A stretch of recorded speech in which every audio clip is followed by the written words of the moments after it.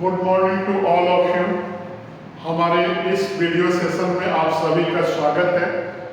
आज के इस वीडियो सेशन में हम लोग यूनियन एंड इंटरसेक्शन के बीच में किस फॉर्मूला के द्वारा रिलेशन होता है उसको देखेंगे। तो सबसे पहले दो सेट ले लेंगे। Here E and B are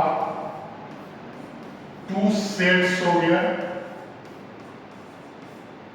then अगर नंबर ऑफ एलिमेंट्स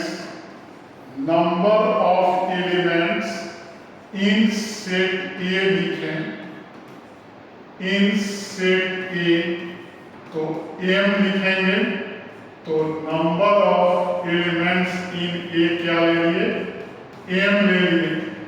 उसी तरह से number of elements in set B क्या ले लिए, n मान लिए। और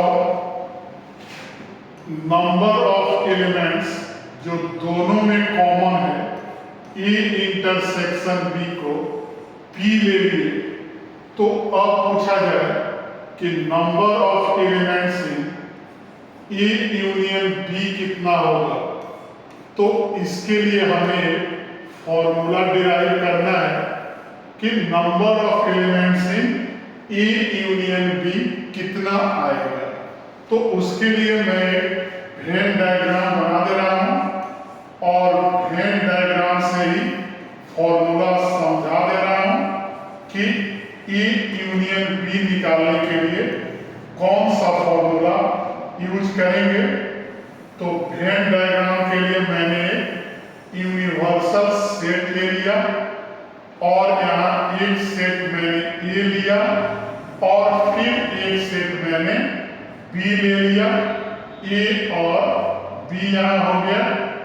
तो इसके लिए क्या करेंगे कि number of elements in A क्या है, m है, और number of elements in B क्या है, n है, और दोनों का कॉमन एलिमेंट क्या है, p है।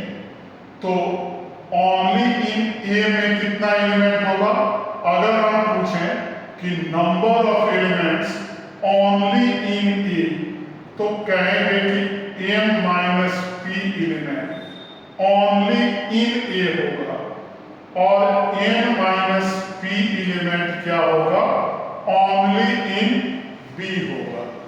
मतलब कि यहाँ अगर पूछा जाए कि number of elements only A, तो क्या बोलेंगे कि number of elements in A से number of elements A intersection B को अगर माइनस कर दे तो ओनली ए आएगा।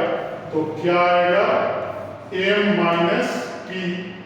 उसी तरह अगर पूछा जाए number of elements only b क्या हो जाएगा, तो n ऑफ b से n of a intersection b minus कर दें तो n माइनस p आएगा। तो अब हम लिख रहे हैं यहाँ फॉर्मूला कि अगर a यूनियन b का एलिमेंट पूछा जाए, मतलब कि सारे पार्ट का, तो क्या बोलेंगे कि number of elements only in A plus number of elements only in B और प्लस नंबर ऑफ एलिमेंट्स जो दोनों में कॉमन है।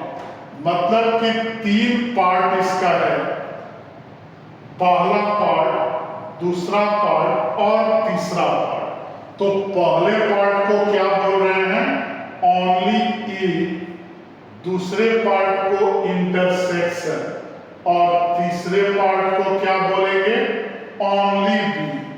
तो अब यहाँ एलिमेंट लिखें तो ओनली ए में क्या है, m minus p, only b में क्या है, n माइनस p, और यहाँ a इंटरसेक्शन b में क्या है, p है।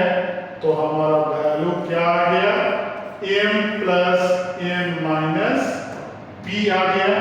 तो यहां से अगर देखें तो n of A union B का क्या फॉर्मूला आ गया, तो m हो जाएगा नंबर ऑफ A, n हो जाएगा नंबर ऑफ B और P क्या हो जाएगा, A इंटरसेक्शन B।